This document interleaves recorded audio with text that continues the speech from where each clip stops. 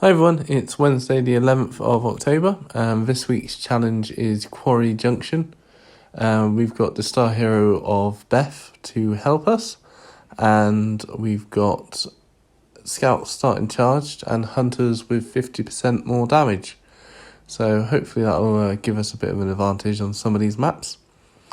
Quarry Junction is one of my favourite map sets, although I normally prefer to run it with Beta in lead. Or Huntsman Daryl as the leader, but we'll have to make do with Beth this time. Now, before I get on to the weekend events, I want to give a shout out to my man Jason Voorhees. He's a massive character in the NML community, so hi Jason. I also want to give a massive shout out to my friend T-Dog, who's in my guild. Not only does he have a great username, but he also made a donation to my channel on my birthday as a sort of gift. So thanks so much for that. It really is appreciated. You're an amazing player and an amazing guild mate. Right, so on to the weekend events. And the first one is double XP from kills. So every walker you annihilate will give you twice as much XP as they normally do.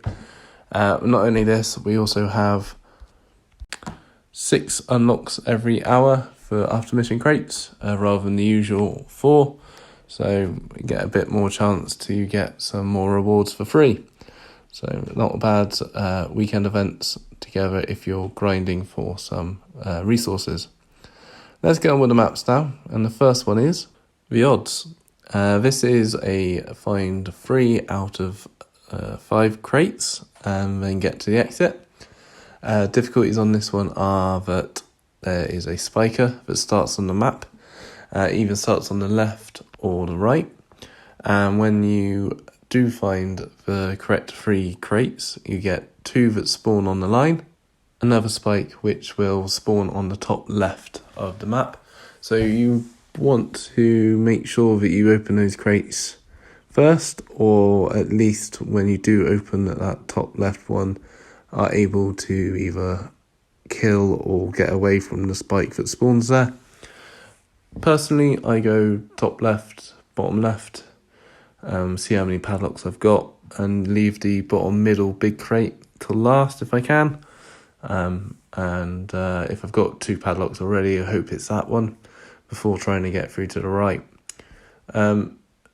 At higher levels, with a faster incoming, it is a bit tricky, particularly as the way through to the right is a hard corner, so it's very easy to get blocked in. If you either once you've gone in there, or to even get in there in the first place. So do be aware of that. Pizza Glen on it is incredibly useful, being able to open and move. And it's a fun map for me. I enjoy it tactically, but it does get very tricky at a higher level. The next map is Army of 3. This is a kill the tough walkers map. Not that we had enough of those last week. You've got 2 riots to kill and a spike. I'd recommend bringing Shiva on this map, because what you do want to do is be able to pull those tough walkers towards you when you're ready, but if you've got Mercer on the team, then as soon as possible, really. You've got an incoming which comes in, so you can keep the threat down, possibly with Prowling of Daryl. Might be quite good at early levels. What you do want to be aware of, though, is when the incoming does come in, there is a spawn on the starting point that you start on.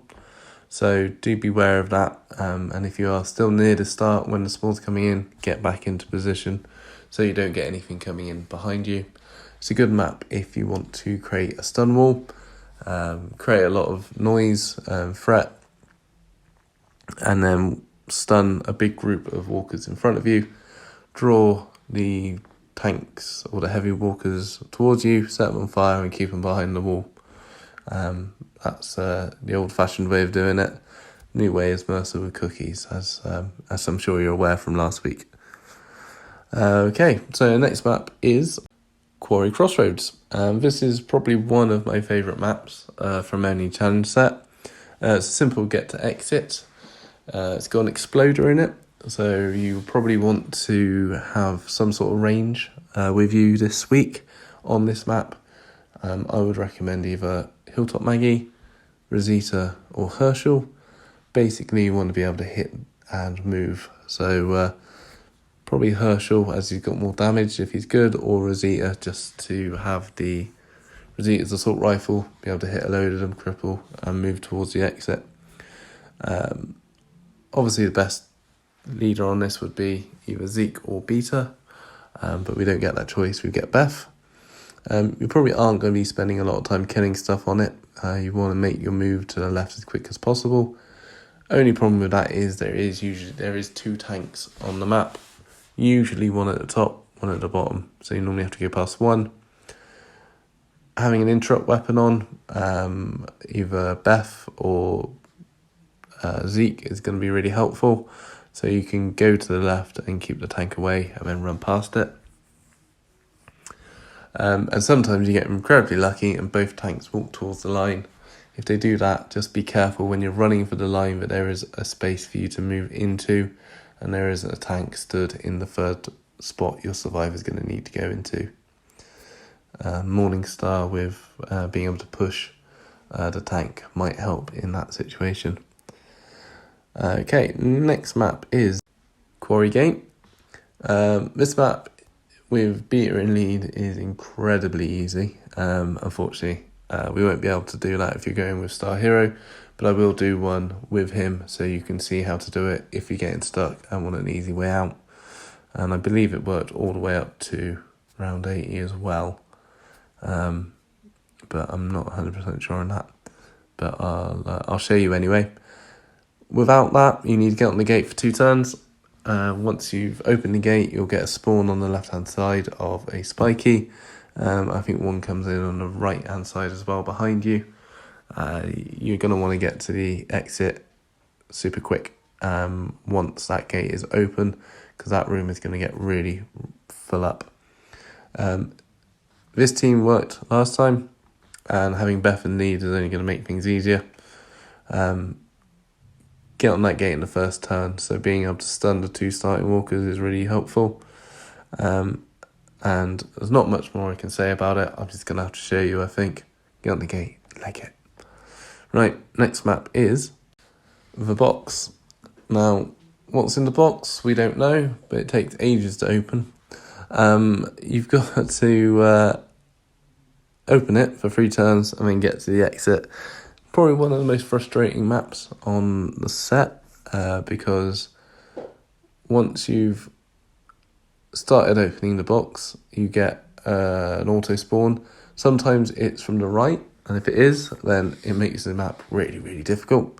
Sometimes it's from the left, in which case it's really, really easy. There's 2 ways to play it. You can either go threat reduction, take your time, prowl lots, stun. You do get auto spawns at the beginning, 2 down the bottom on the first turn, an exploder at the top left on the second.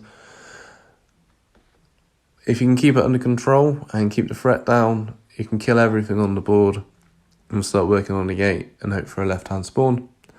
Other way of doing it is charging into the middle, being able to stun or control stuff, getting on the box really quickly, having a ranged person to then explode the exploder that spawned on the left on the second turn and take out a load of the normal walkers that are on that side, and then hope that an exploder is spawned on the right to do the same again on the next turn. I'll show both tactics, and you can probably find both versions on previous playlists of mine. I prefer the second option at higher levels, just because it's a little bit quicker than having to slowly and methodically kill everything on the map first. May all your spawns be on the left, because it will make your life a lot easier. Next map is something useful. Beta in lead, this is one of the easiest maps out there. What you need to do is open the 3 containers, so the 2 green and the van, and then get to the exit. One trick to this is to not open the top box until last, because as soon as you've opened all 3, you get a spawn of a tank and 2 normal walkers up in that top left corner. And you don't want to, and a tank in the bottom left, or is it just a normal walker? Something spawns in the bottom left as well, and you don't want to be fighting your way back through that.